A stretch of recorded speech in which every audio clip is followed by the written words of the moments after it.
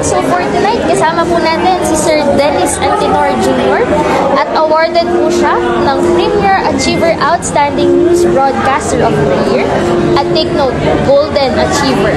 Ayan. Salamat.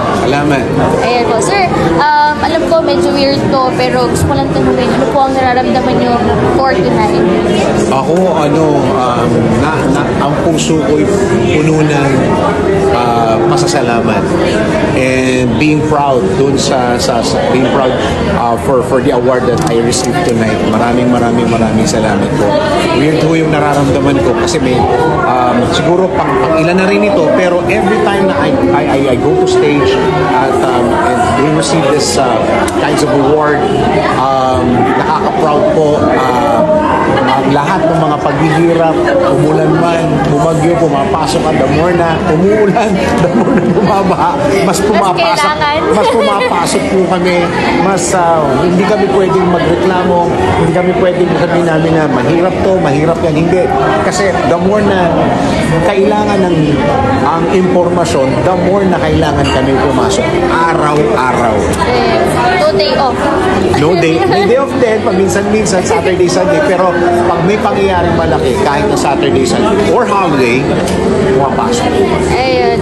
So, sobrang sipag na Sir Dennis. Hindi lang ako, lahat ng mga taong behind DWIZ, Aliw Channel 23, Radio, AM, FM at Probinsya, ay lahat po ng taong ito, mga executive producers, mga writers, mga anchors, mga guest coordinators, lahat po ito, exerted effort ng mga taong ito to come up with a very good program every day.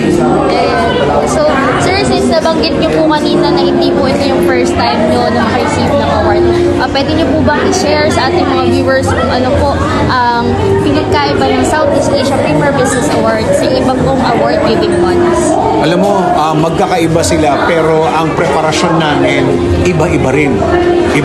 Kasi pagka ikaw ay tinawagan or ikaw ay sinabihan na makaka-receive ng award, lahat ng mga preparation, kinakabahan kami, excited kami. Siyempre, parang pagkilala to ng lahat ng pinaghirapan natin. Lahat ng pinaghirapan. Mapa-AM man yan, mapa-FM man yan, may holiday man yan, o malaking balita man yan, meron kang ginawang special report, may ginawa kang documentary. Talagang pag binigyan ng pagkilala, talagang lahat po ito ay punong-puno kami ng pasalamat. So, thank you very much. Ayan po, sir. Last question po.